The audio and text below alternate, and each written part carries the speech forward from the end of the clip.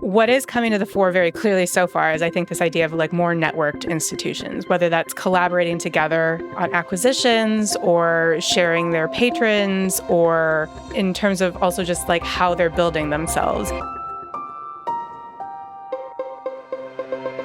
I'm Kate Brown, and this is The Art Angle, a podcast from ArtNet News.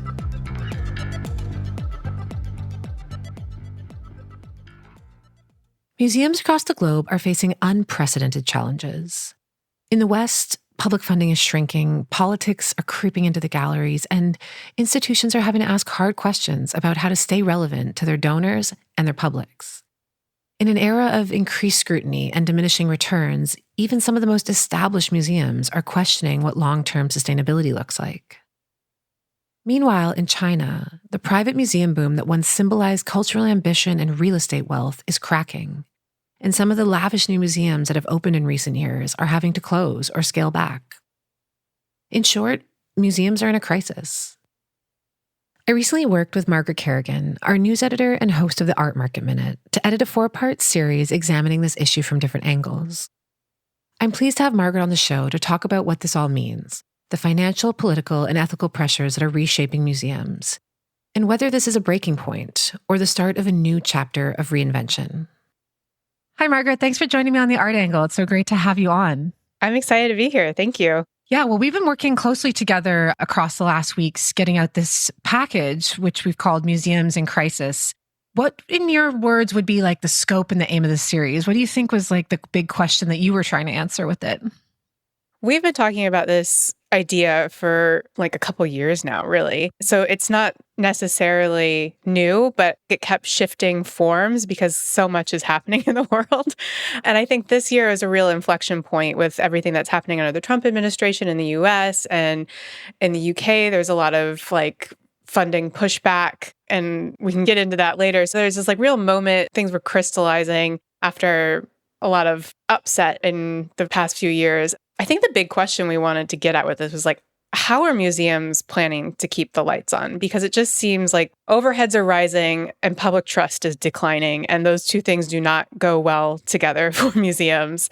And there's really no clear roadmap for a lot of them. And there's just pressure coming from all sides. So I think the question was like, we're aware of a lot of the issues, but like, what are some of the solutions here? Definitely. Yeah, it was a story that was sort of shifting under our feet, wasn't it? I mean, I feel like since the museums reopened in the pandemic, nothing was ever the same. And in a way, there's a long tail to this whole story. Like this even goes back to the first Trump administration. There's been, as you mentioned, a real shift in the public's ideas of what they want from their institutions, and budgets are being cut and governments are getting a lot more conservative, as you said. The pieces that we did roved across many different countries, but maybe we could kind of lay the land a bit more in a few of them in particular. Yeah, I mean, we kind of centered on the West. That's where we're operating from. And I think that's where we're seeing a lot of the same kind of trends, which is to that point, it was like constriction of public funding, loss of public trust, rise of corporate sponsorship. Also, on top of that, to your point about the pandemic, I think that was a through line that came through a lot, is that fundamentally altered the way I think people are engaging with museums. It was in progress before that, but it really was just like a flashpoint there. And I think that really bore out in some of the data that we picked up for these stories on the attendance side, which there was a recent report this year by SMU Data Arts that showed that pretty much across the board, a lot of big Western art institutions were seeing still declining footfall or just hadn't returned to pre-pandemic levels. MoMA, I think, is now down to 2.8 million. It was 3.2 million before the pandemic. In the UK, the Arts Council England also published some figures this year that said visitor numbers had dropped by about 10% across the country. And that was really marked too. The Art newspaper published in their annual visitor report figures about Tate that showed its footfall had decreased by over a quarter than before the pandemic. That's huge. Meanwhile, like other big museums, the Louvre is down 1%, but there's been a lot of stories coming out in the last year about staff striking because of over-tourism and they just can't keep up with the demand there. But even that demand it's still not back to pre-pandemic levels. Yeah, it really feels like the model of these museums is just cracking at like every corner of its foundation. And I think that what's nice about this package that we did is that it kind of gets at all these different aspects. So it'll be good to crack into the different stories. But the numbers that you just brought up addressing declining footfall are really impacting the bottom lines. And as we'll touch on a bit today, that is impacted by these cuts to the funding. I was just rereading Brian Boucher's piece, and $428 million was cut in this year alone if in the NEA and the NEH and the IMLS. And this is just quite shocking. So the numbers that you stated are compacted by declining budgets.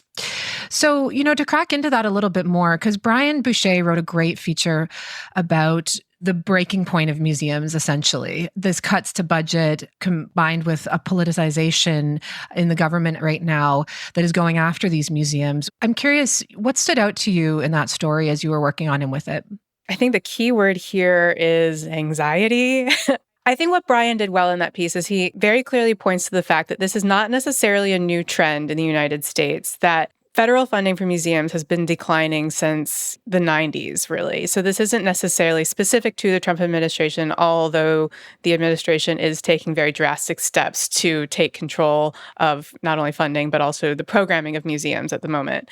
But across the globe, it seems most institutions are facing greater scrutiny over sensitive issues, and a lot of these museum leaders are really having to second guess every decision as they're seeing a lot of their funding migrating to other causes or just drying up entirely. In the conversations that we were having around these stories and the lead up to them with Brian and also with some of our sources, I think that is a real point that bears mentioning a little bit more, is that it's not just that money is not there. It's that it's there, but moving around. It's going into different things. It's being siphoned off into potentially other causes, but also into other pockets. And I remember really specifically speaking to a deputy director of an arts institution here in the UK. It's like a networked issue because they told me that one of their biggest US patrons wasn't going to give this year because essentially they had redirected all of their funds into supporting universities, which were also coming under Trump's ire, as he was pursuing Harvard and whatnot. So I think there's a real concern about how do museums stay relevant when everything is in crisis? Exactly. Yeah, this sort of term that we hear a lot right now, the poly crisis. And it's a good point. Donors are not necessarily disappearing, but there's the climate crisis, which is also being attacked in the Trump administration. So, yeah, I think that something that stood out to me, though, if we stay on the cultural institutions in the US, when I was editing his piece, was this fear among directors. What's going on with that? It was a big story, of course, when Kim Saget, the director of the National Portrait Gallery, resigned, or Trump announced that he was firing her, which it's not exactly clear if he's even able to do that. There seems to be this sense of like they're frozen in the headlights right now. It's such a good point. And I mean, I think rightfully so. And to point back to this issue of universities, like it's not something we've covered directly since it's not in our orbit directly, but at the same time, it's a good case study for what Trump may want to do. And he has made no bones about pursuing at least the Smithsonian, if not other museums, Smithsonian because it is directly federally funded, in the same way that he did pursue universities to kind of bring them in line with his ideological doctrine about what he thinks they should be doing. Earlier this year, I mean, the big story, and we've covered it at length, is that, he really has cracked down on the Smithsonian, claiming in March with an executive order that they had come under this influence of a divisive, race-centered ideology. And since then, his administration has repeatedly criticized the institution's programming. Just this summer, they circulated like a bullet-pointed list of all the artworks they appear to oppose that are in the Smithsonian. Right now, U.S. government has shut down because Republicans and Democrats couldn't come to an agreement on a spending bill. And that's happened before. It's not new to U.S. politics, but I think that the tenor of it is very different this time because Trump has essentially said that he will use this as an opportunity to fire people. And he's been kind of targeting the museums in that way since he got into office. There was an article in the New York Times that revealed that just since the shutdown went into effect, the Trump administration has actually ousted an outside advisory group that was advising the National Endowment for the Humanities, which I think really shows that this could be an opportunity for Trump to pursue some of the firings or some of the reductions that he's been wanting to see. We're seeing plenty of pushback on that. I mean, we've seen some successful lawsuits recently that, were filed as a direct result to the NEA and NEH funding cuts that essentially say this has been a violation of First Amendment rights and that they can get that money back. But again, those were filed in March. So that's months that these museums were going without knowing if they were going to get this funding back and having to retool and pause things. So I think that kind of iffiness has kept everyone from being able to really take a step forward and find a platform to speak on, because it's all shifting so quickly and there's no real understanding of how much power someone like Trump has right now. And all we can do is just kind of use the courts, use what we can to push back on it. One thing I will say is I was just listening to another podcast this morning, Charlotte Burns and Alan Schwartzman's What If?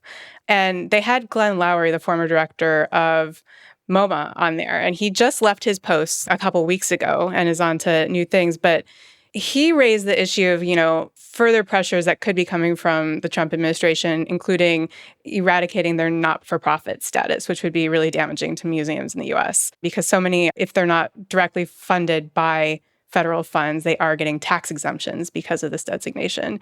So I think that has also compounded the issue for a lot of museum directors as they try and figure out what exactly this administration is capable of and just not jeopardizing their long-term future by, I guess, essentially increasing his ire and him stripping away those kinds of federal protections that do exist for museums that are also outside of the federal network.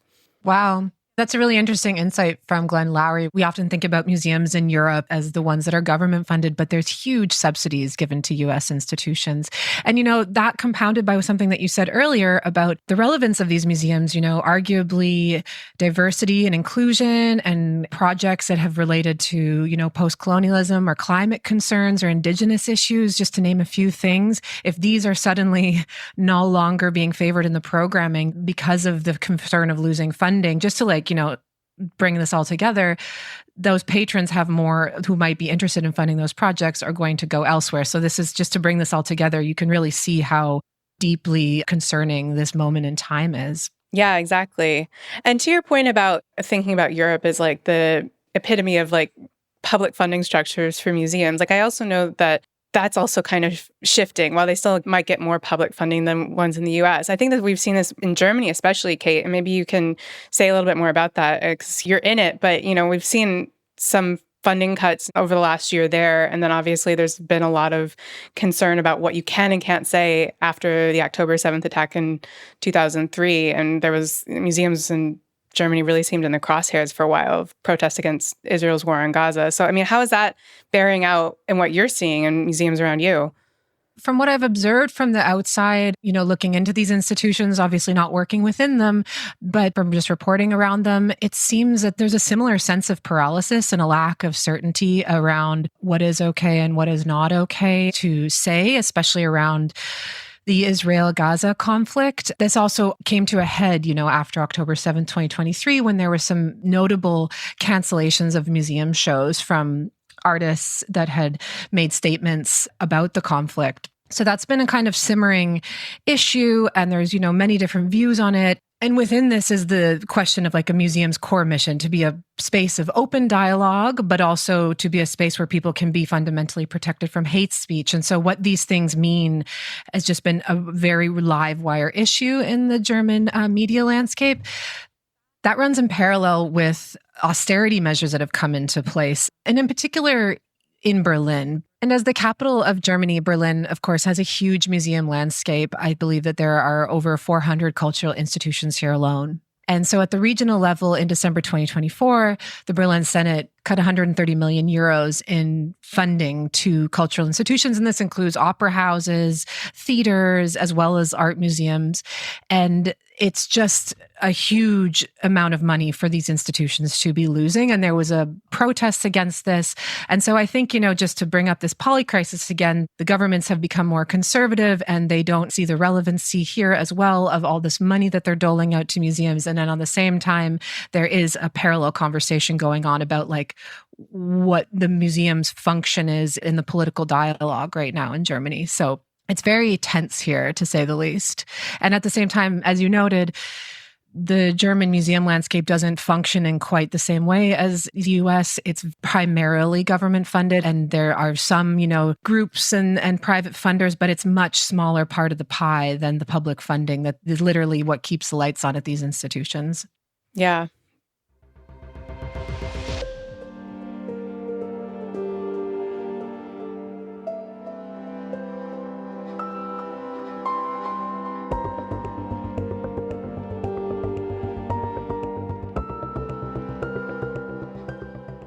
We've sort of already touched on some similarities and differences that have been taking place across the board of the West, but Kathy Fan wrote a great piece looking at China's private museum boom in recent years and its imminent or recent collapse.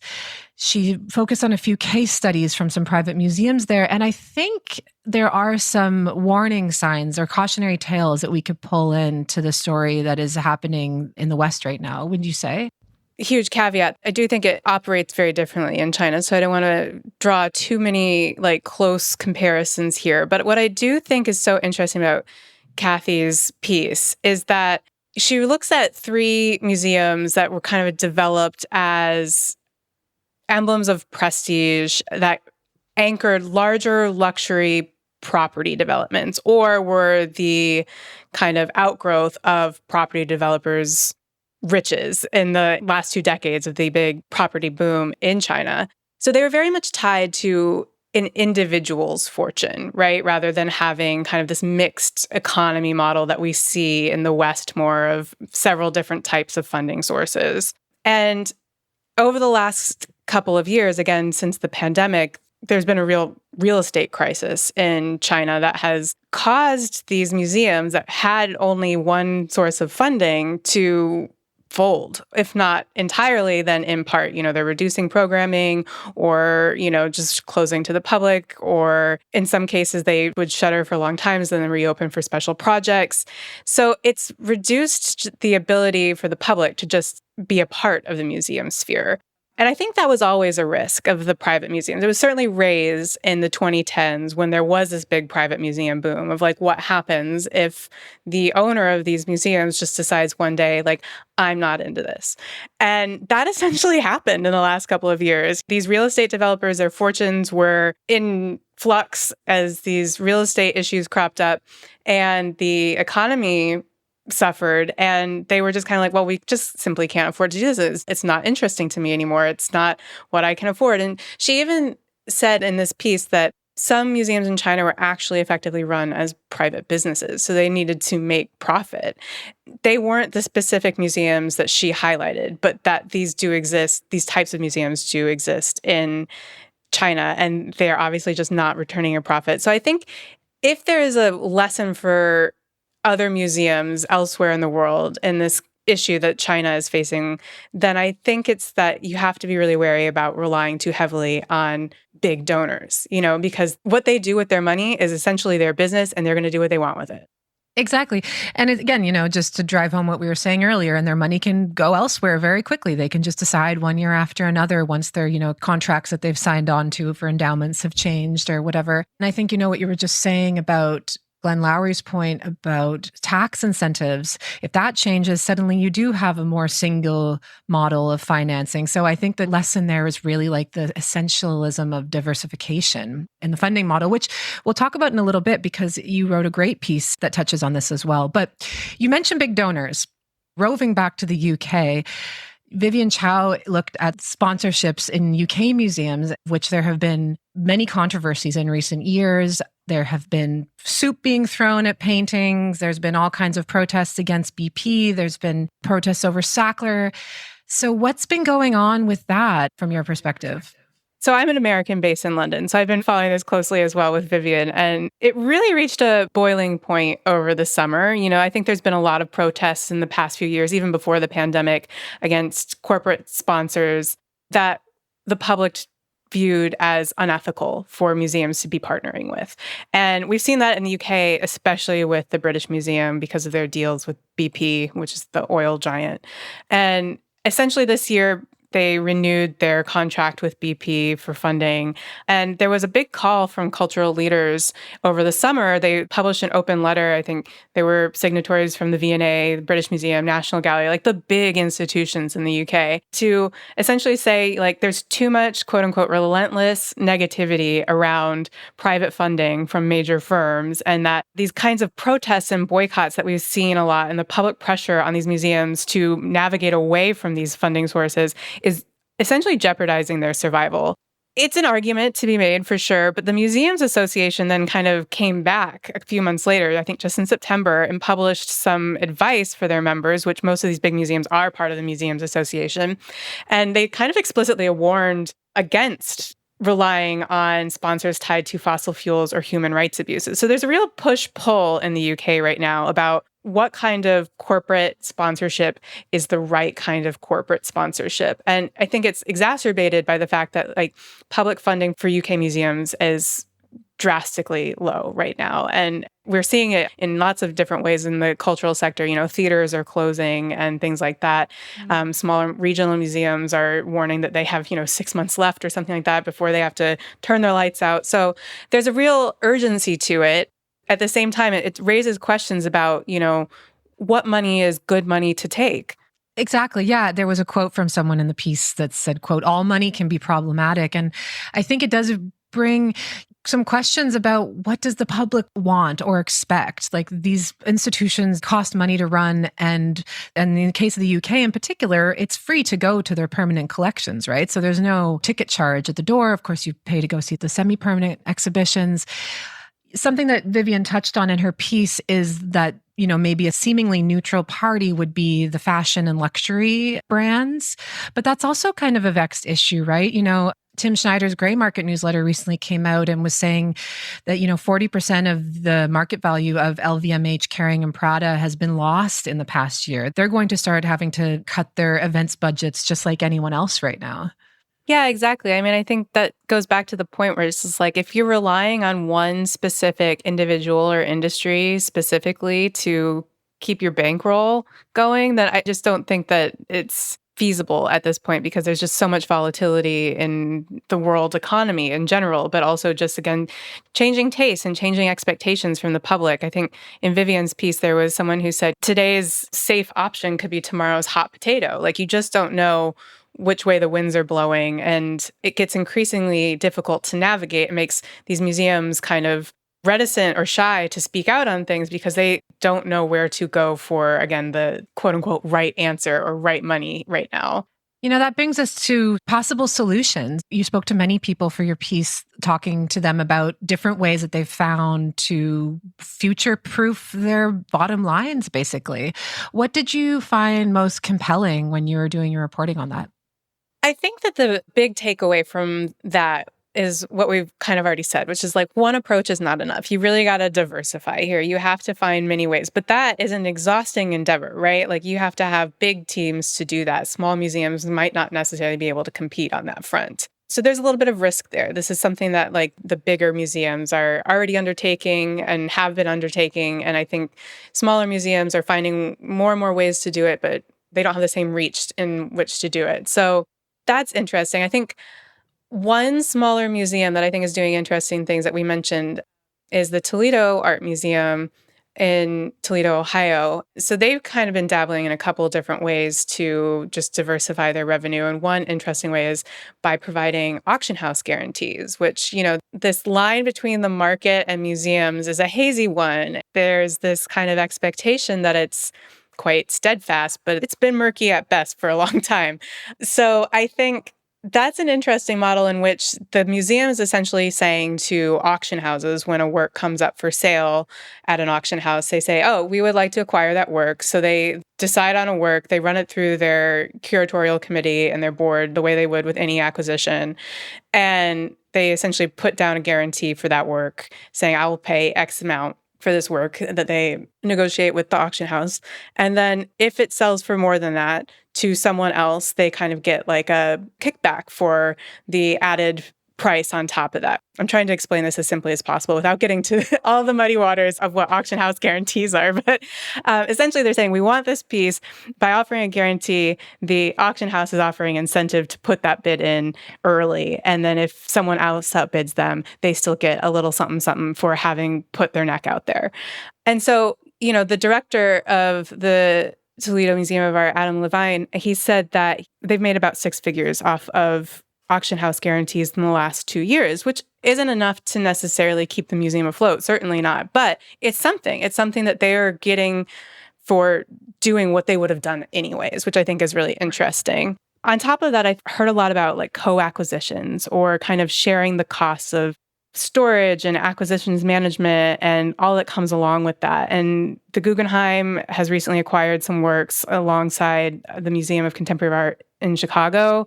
And then just this summer, or really just a few weeks ago in September, Tate and National Gallery in the UK, two of the biggest institutions here, decided that they were also going to collaborate on acquisitions, which is a real milestone for them because the National Gallery hasn't acquired works older than 1900 since its inception, really, while Tate has been focused more on contemporary. So they're really going to be sharing this space now, which is interesting. I'm curious to kind of see how that unfolds. And then of course, in the UK, too, there's been a lot of talk of endowments. Those are kind of de rigueur in the US, but that model seems to be increasingly accepted elsewhere, too. Yeah, endowments being a more traditional model. The first two that you mentioned are super interesting to me because it shows that people within the museums, but also the public, is becoming more tolerant of a more flexible idea of what an institution can do.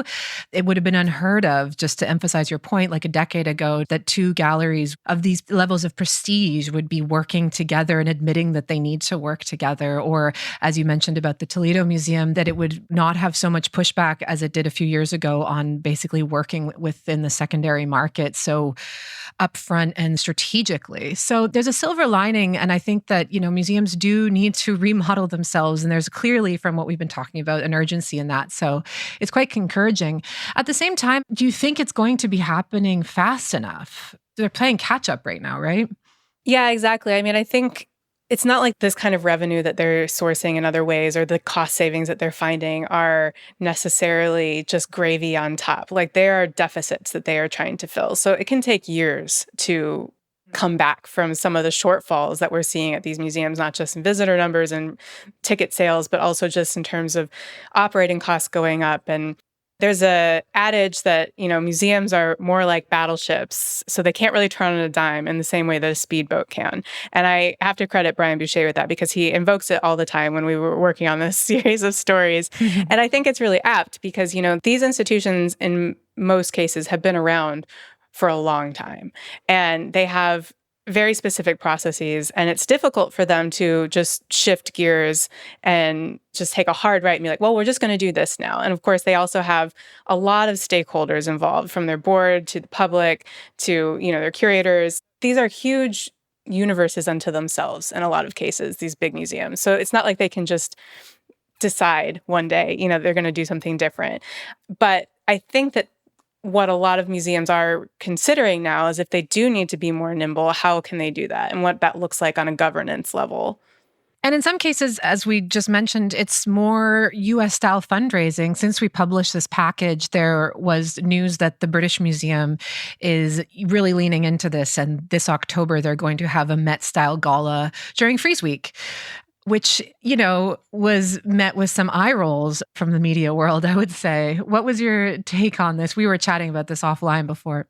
I mean, me personally, I could do with one less event in Frieze Week, but that's just how I feel.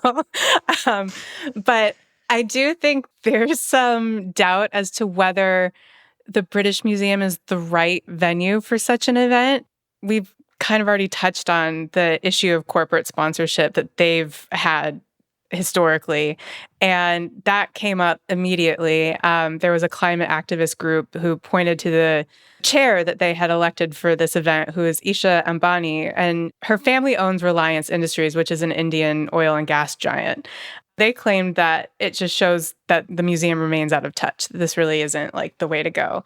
I read another piece in the New Statesman that I thought was also potentially right, that the British Museum doesn't have the fashion cachet that somewhere like the Met does, like essentially just not cool enough to hold this kind of event. And they kind of pointed to the fact that the British Museum really hasn't shared any of like the quote unquote luxury brands that they're working with for this. There's a lot of smoke and mirrors. They've got some big actors and actresses coming that they've shared, but we don't really know what the fashion tenor of this is supposed to be, which is the whole point of the Met Gala. And to that writer's credit as well in the New Statesman, that the Met has always been deeply embedded in New York society. Like that is what the museums in New York have been built around at the end of the 19th and early 20th century. I mean, if anyone's watching the Gilded Age, you know that there were big millionaires who would be billionaires today just bankrolling a lot of these, and they wanted to see and be seen at these museums. And that was kind of the function of a lot of the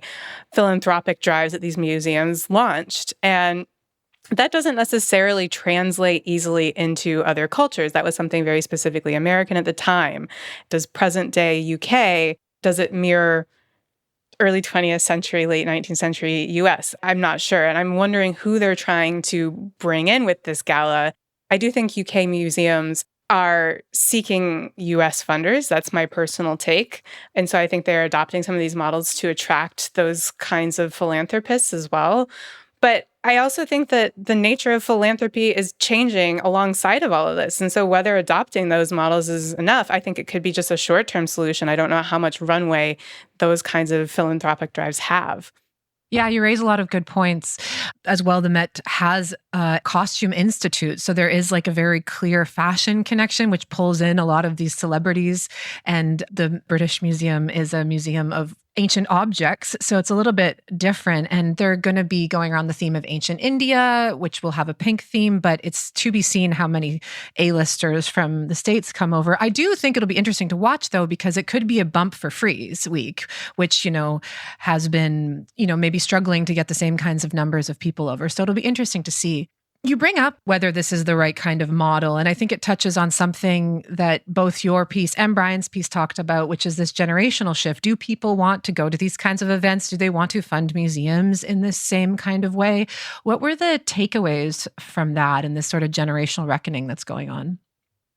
I think this is maybe one of the most significant things that museums are up against right now. It's all well and good to diversify your revenue streams and cut your costs and everything. But if what people want out of the museums, and especially what your donors want out of the museum, is different, then you really have to rethink what you're doing. And I think a lot of the next gen patrons, which I would say, for the purposes of this conversation, is folks who are 45 and under, really. So we're millennials and Gen Z patrons who are still kind of getting their foot in the door in some of these institutions. I think what's crucial here is that they just kind of don't want the same splashy events. They're looking at things on a more holistic level. They're concerned with climate change. They're concerned with freedom of speech. They're concerned with museums. They want to be involved in all of these things and not just one. So they want to make sure that their money is having an impact on all fronts, essentially, is what I've been told by several. One donor told me specifically that what philanthropists can bring to an institution is time, talent, and treasure. But most often, they're only asked for treasure. But what a lot of the next gen patrons want to give is their time and talent. So recalibrating the ask that these museums are putting to next gen donors is the most important part. That's super interesting. It makes me think about what's been going on at the Hamburger Bahnhof in Berlin. They have this private advisory committee run by two collectors, Monique Berger, who has a collection based in Hong Kong, and Christine Würfel-Strauss, based in Munich, who, I think would constitute a next-gen collector. And both of them are really looking to think alongside with the institution. They don't want their name on a wing, but they really want to engage in a conversation that is based in reciprocity with the museum to help support it through this next chapter. Yeah, exactly. So, to summarize, this is truly a crisis with multiple fronts. There's, the crisis over ethics. There's these questions of reinvention. There's cautionary tales that we've touched on from China. Of course, there's the political pressures. The road ahead at best looks bumpy, but the writing, it's not really on the wall yet, I would say. What do you see in summary when you look at all these stories together and all the reporting? I mean, I wish I had a crystal ball, right? Like, I think that's what everyone's really wanting right now. They want to know that one direction that they're heading in is the right direction. There's so much risk to trying new things. There's the money and time and resources that it takes to do something differently than it's been done. And I think all museums are worried about investing something and not getting the reward because things are strapped. They don't have that money to invest. They don't have that time to invest. But what is coming to the fore very clearly so far is I think this idea of more networked institutions, whether that's collaborating together on acquisitions or sharing their patrons, or in terms of also just how they're building themselves, and how they're organizing their collections, and kind of looking at museums as a more rhizomatic kind of thing rather than a encyclopedic kind of thing.